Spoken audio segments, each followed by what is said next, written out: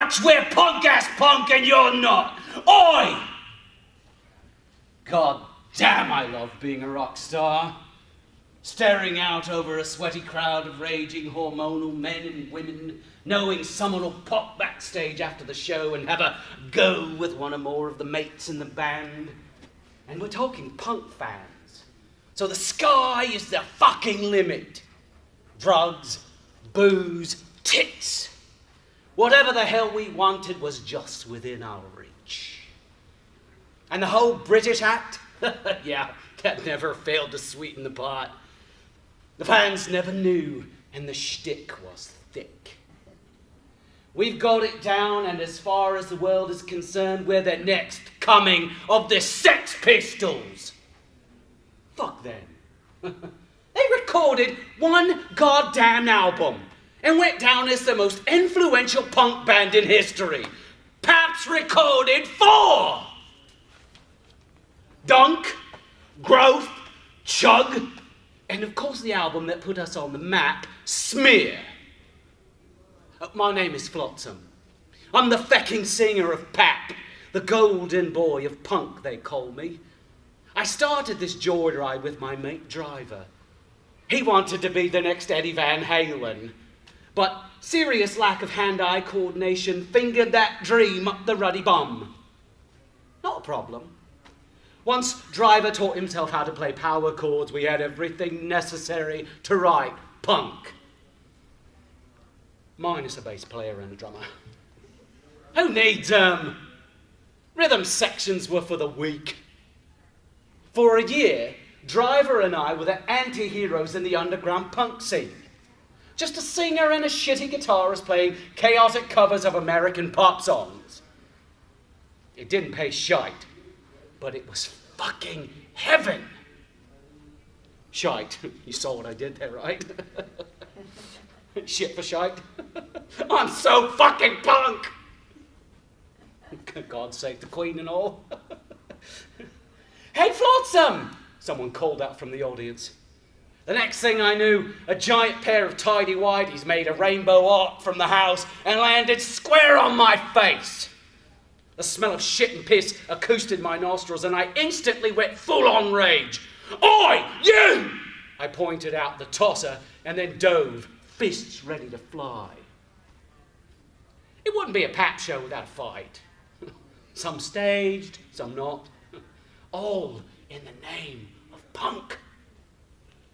The band continued chugging through Cavity Search like it was the last chance they'd ever have to play it. On the floor of the venue, the crowd separated to make room for me and Captain Skidmark. My mic doubled as a pair of brass knuckles, and the heavy metal connected with the douchebag's right cheek. He went down, and the crowd chanted, "Punk-ass punk! Punk-ass punk! Punk-ass punk!" From the floor, I finished Cavity Search. Marshers and stompers all around me, like an ocean of bitter angst. As soon as the song came to its crashing, feedbacky ending, I spat at the nearest me, hopping back on the stage, flipped everyone off, grabbed my cock and left the scene. The crowd begged us to return. Fuck them. This was punk. Encores were for pussies. Brittany greeted me backstage. Her black lipstick was smeared across her right cheek. She held up the first 2 fingers of her right hand, both cracked and bloody, and wagged her tongue my way. "Told that, Flotsam!" I sucked both fingers into my mouth. The brassy tang of her bass strings was heavy over my parched tongue. "Get a fucking room, you two!"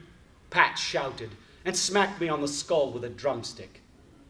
Brittany retracted her now slimy fingers and slapped at the air to grab a stick. "All right, kids." The sound of Manager Monty's voice stiffened my back. I never liked dealing with corporate types. Even though Monty was always professed to being the most uncorporate exec in the music business, the bastard still had an office and wore a tie. I never trusted anyone with a tie. That, of course, was also part of the shtick. If a man or woman in a tie could help me make more money, I wouldn't give two shits if they worked for the Queen, the King of England or the United States of Go Fuck Yourself. We've got a very important meet and greet, Marty shouted over the still begging crowd. Who this time? Brittany huffed. Serious money, Marty answered. Drop them ducats, Driver sang a line from some lame-ass pop song du jour. The man lived to piss me off. His deconstructed pop songs never failed. We filed into the room designated for meet and greets. I hate these things, I moaned. Yeah, Brittany asked. Both meet and greet called and they said they hate your skinny ass as well. So goddamn funny. If you weren't so hot, Brittany stepped into my personal space, nose to nose. I could smell her makeup and whatever product she had dipped her hair in. Say it, punk. Or what? I responded in a too calm, too low voice. I'll have you so hard in bed you won't be walking for days. Did I forget to mention Brittany and I are married? That omission was always done on purpose. The last thing the fans needed to know that a single-man member of PAP was capable of love. Spit! Love. Sorry, inside fucking joke. Everybody assume the position, Marty called out. That was code for us to stop playing normal and return to our narco-syndicate anarchist ways. In other words, don't give a fuck and behave like you just made out with Iggy Pop and were suffering from a severe contact high.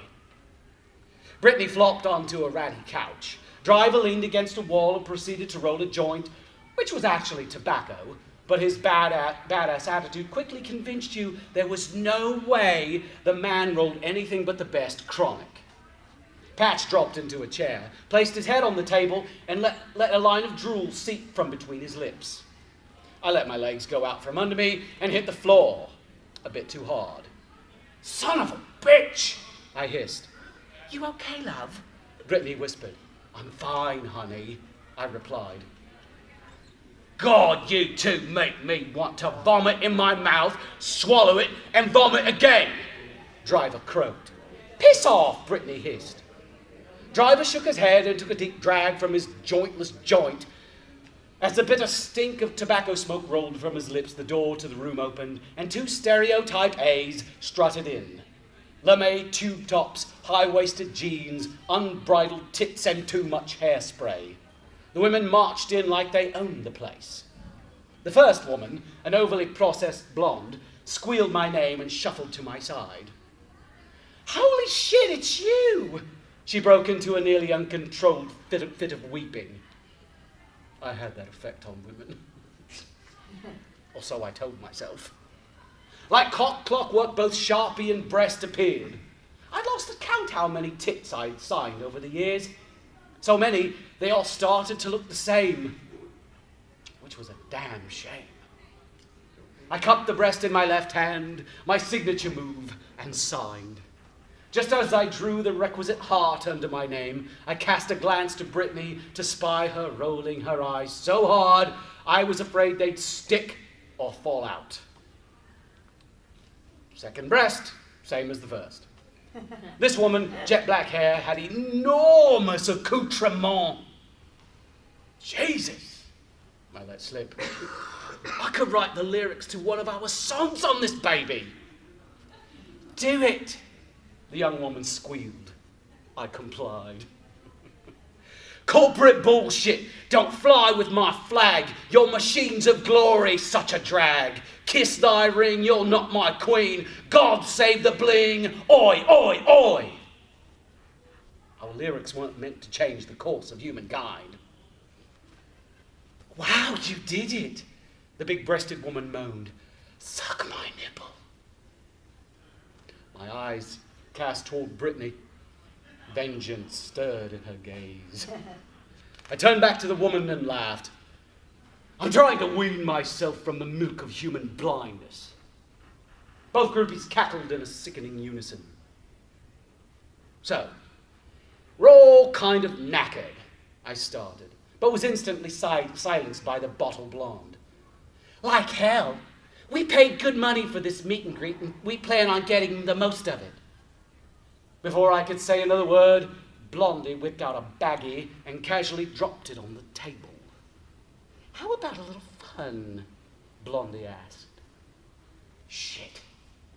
I just wanted to go home, curl up with my wife and bring a little house of cards. I was not in the mood for whatever drug the kids were all right with these days. Pat sat up, his eyes much larger than his tolerance. What have we here? He snatched up the baggie. Come to me, my darlings. He glanced up at the groupies. You as well, sex bombs. Another giggly squeal from the bringers of mirth and mayhem. The dark-haired woman spoke, her voice huskier than I would have imagined. It's a new form of X that everyone's doing. Guess the name. She bounced on the balls of her feet until her right breast opted to take its leave of the flimsy covering. Everyone paused, waiting for the woman to tuck the massive man back into its home. She didn't bother. We give sister. Brittany broke the awkward silence. She was clearly annoyed, but that was part of her own shtick. What's the name? Pap, silly. The dark-haired woman replied. It's named after you. Driver glanced my way and mouthed, smart that one. I nodded and stifled a laugh. I'd rather have launched a spit-fueled guffaw at the bimbo, but these were groupies, and the last thing punk-ass punk needed was a bunch of irate fans spreading word about how ungrateful the band was. Read all about it. Flotsam outs himself by not sucking the woman's tit and refusing to OD on Pap. Don't get me wrong. When you're in a punk band, bad publicity can sometimes be your best friend. We enjoyed our share of shit show promo over the last decade, some of which was decidedly not part of the shtick. At this point in our career, just hanging on the precipice of obscurity as pop and hip-hop abjectly ruin all that's righteous and sacred in punk, we needed as much positive pub as we could get our blistered and battered hands on. That meant but one goddamn thing. I snatched up the baggie, slipped out one of the tiny purple pills and slammed it into the back of my throat. Oi! I cried out and tossed the bag to Brittany, who repeated the action and chucked the drugs to Patch. After the baggie had gone round the block, we all calmly waited for the effects of Pat to hit us. I'd recreated hard over the years. Coke, crack, crank, smack, smoke, heroin, opium, hash, and some freaky shit that was so new it didn't have a name. I survived it all. That being said, how in the fuck was a tiny purple pill going to have much of an effect on... Oi!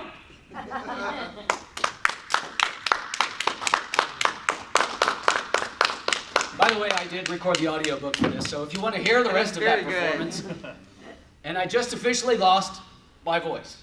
Oh, you better get it back. I will. You need it back by 7:15. And then again, 10:30. 10:30 to 11:30. Yep. I'll make it. I'll try to make it. Maybe I'll have to drink some more tea. Get some honey. Or you're gonna have a Canadian heckler. I don't want a Canadian heckler. No Canadian hecklers.